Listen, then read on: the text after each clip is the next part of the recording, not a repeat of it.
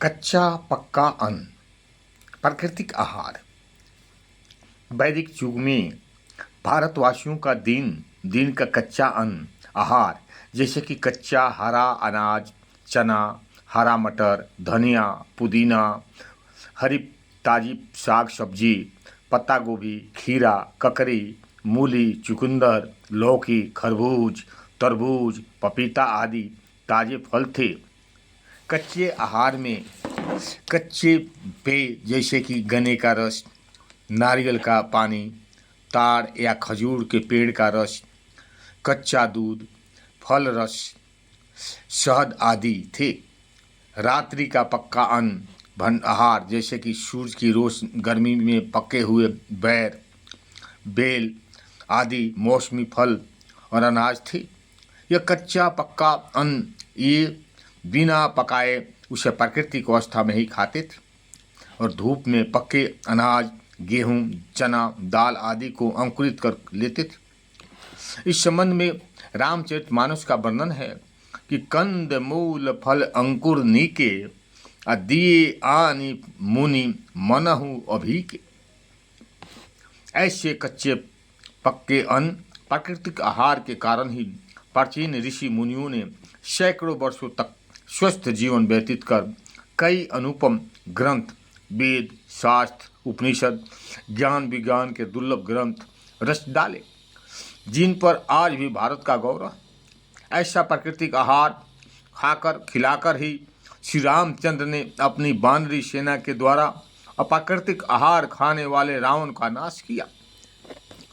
मानव शरीर रचना को देखने से यह ज्ञात होता है कि आदि काल से ही मानव का आहार मुख्यतः कंद मूल, फल, साग सब्जी, पातियाँ, बीज और मेवे का मुख्य स्थान रहा है।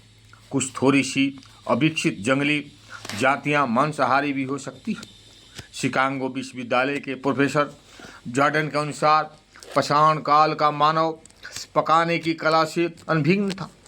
प्राकृतिक अवस्था में ही प्रकृति के प्रांगण में सूर्य द्वारा पकाया गया आहार बिना किसी प्रकार का परिवर्तन किए उपयोग करता था, इसलिए पूर्ण स्वस्थ।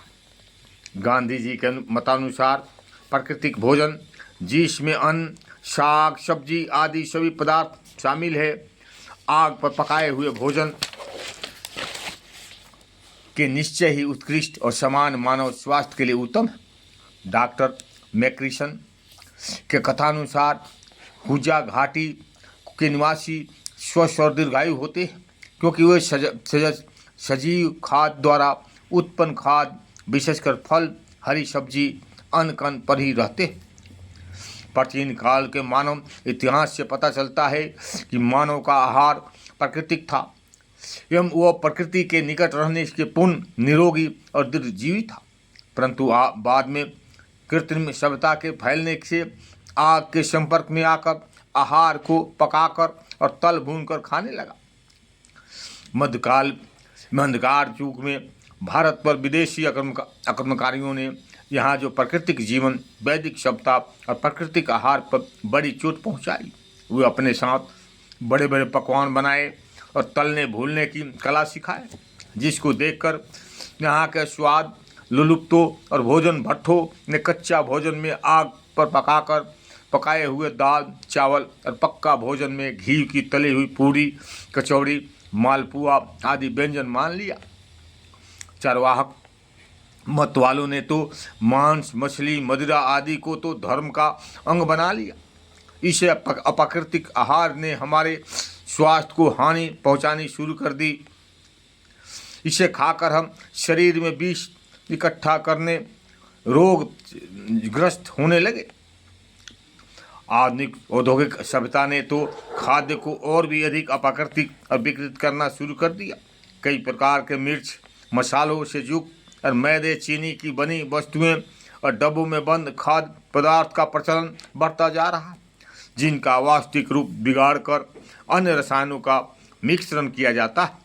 आज का मानव नहीं जानता कि प्राकृतिक आहार और पकवा तैयार करने में बहुत ही कम झंझट करना पड़ता है, जिससे समय, धन, श्रम और खाद्य की बचत होती है।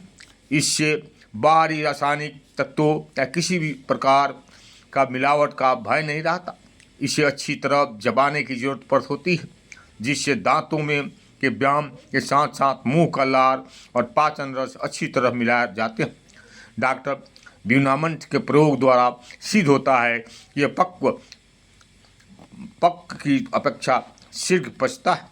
ओम शांति। अच्छा लगे तो लाइक करें और सब्सक्राइब